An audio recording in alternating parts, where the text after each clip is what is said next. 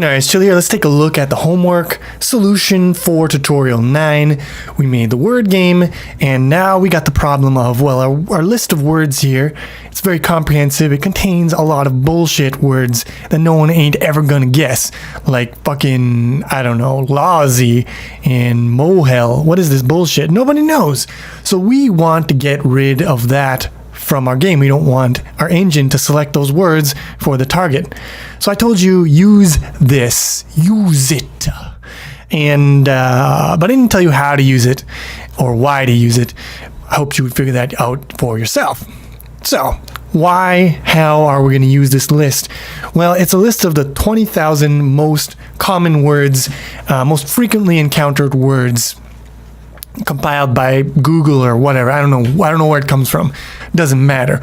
Now the reason why we want this is we can find the intersection between, say, the list of, the most 20,000 or the 10,000 most common words and our list of all the 5-letter words. And we can filter our 5-letter word list based on only, the most common ones in the English language. Now you might ask, why don't we just use this list directly? Why don't we just take from it, say, the first 2,000 5-letter words in this list? And the problem with that is this list contains words that aren't really words, like the names of places and people, and it's not good. So we need both lists. So let's go on this one. We'll go raw. We'll go in the raw dog, and we are going to save it as, and we'll just put on the desktop, 20k.txt sounds good to me. And that is that. Now we can go into the solution here, open folder, drag 20k into here, drag 20k into here, and we've got it at arm's reach. So what we're going to do is we're going to load both of these lists. We're going to filter one based on the other, creating a list or a vector that is basically the intersection of those, a set intersection, also known as the Venn diagram intersection. The words that appear in both vectors. And then we're going to use that as the pool from which we select our target. So let's create a function that takes two vectors and produces a vector that is the intersection of those vectors. So we'll go std vector std string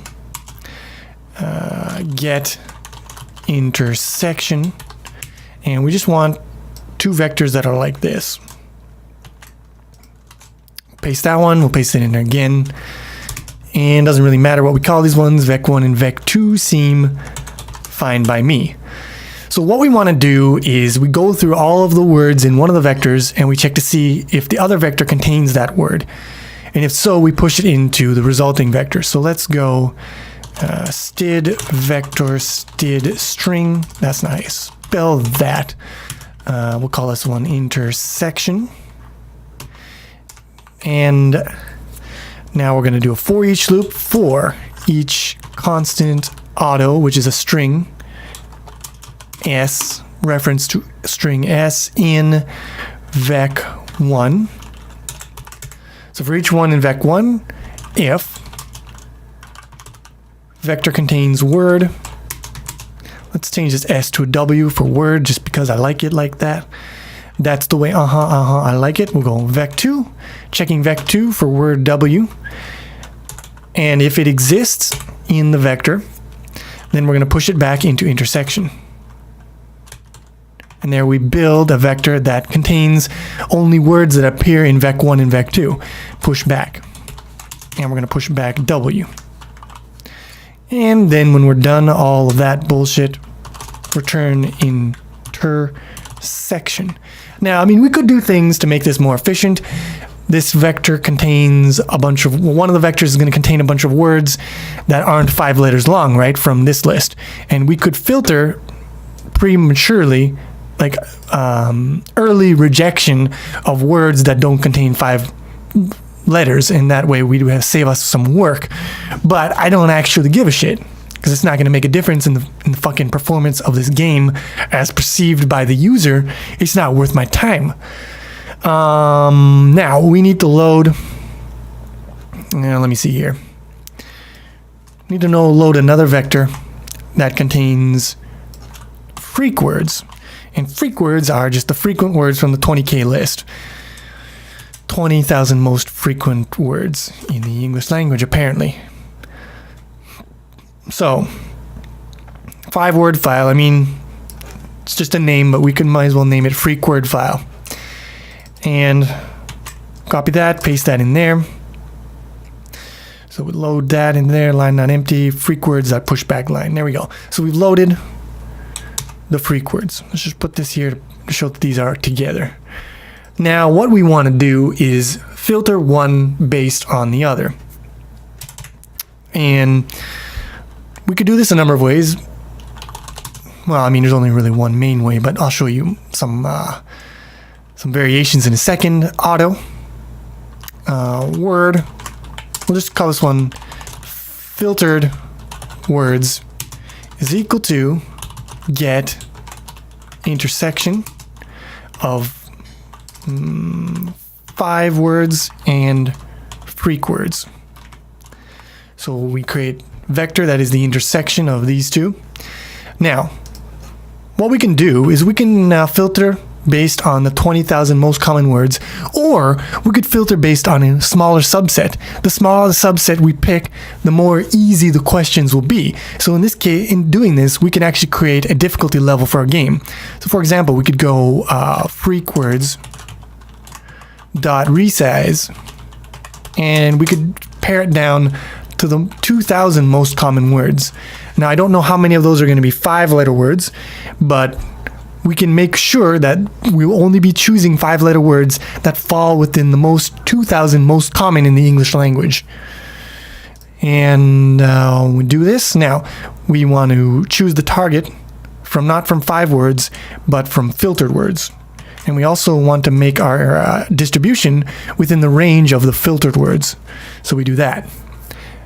And that will select the appropriate words for us. And the rest of this should actually just be the same. You might be asking, well, what about Chili? What about this vector contains words when we're vetting the guesses of the user? Instead of using 5 words, shouldn't we be using filtered words? The answer is no. We don't want to restrict the words that the user can guess. We want them to be able to use their full vocabulary. So if they know bullshit words, like, I don't know, whatever those weird words were that I looked up there, mohi or whatever it was, I don't know, they can use them. But we just won't be selecting them as targets to fuck you over. But you can still use them for guesses in order to narrow down the possibilities and to deduce the correct word.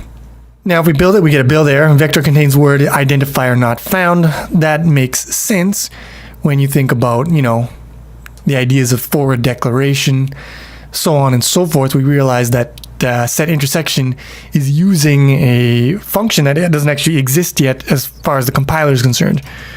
So we need to put this one before get intersection, and that will allow get intersection to reference vector contains word and use it. So now the game appears to be working. Let me do a quick test here. All right, so I did one here, and the word that it chose was bones, which is, a pretty common word, I think.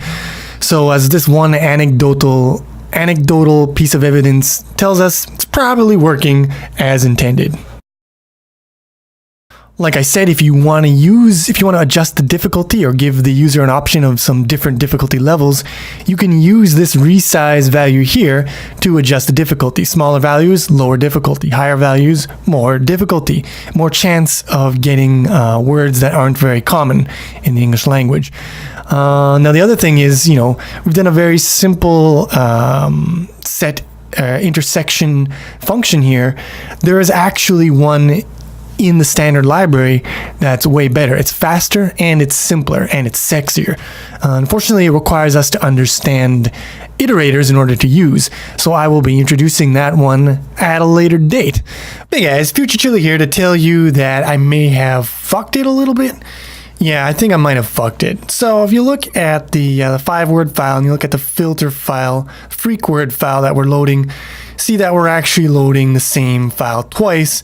Probably not what the doctor ordered, right? We want to make this guy 20K. First off, we want to fix that. Second off, let's do a nice thorough test of this bullshit. So what I'm doing to test is I am going to execute this line 100 times and basically just output random samples from our filtered words to see what kind of stuff we're actually working with here. Alright, these words seem fairly kosher. I don't know about Yahoo, but I'll let it go. I will allow it. So yeah, it just goes to show you maybe thoroughly test your code before you sign off on it. I mean, I don't know if testing would have saved me in that case, because I think SGB words is sort of sorted so that the more common words appear in the beginning. You don't see a lot of weird words at the beginning here, but you see a lot of weird ones at the end. They're not all weird at the end though. There are some normal ones like parse. That's not a weird word, right? But in general, the words at the beginning are pretty common, so I don't think I would have caught this by testing alone. Anyways, that's the I9 homework. Look forward to the next video because we're going to be doing sprites. Finally, sprites. And I am going to commit this change to the repo. So until next time, see you soon for some more C++.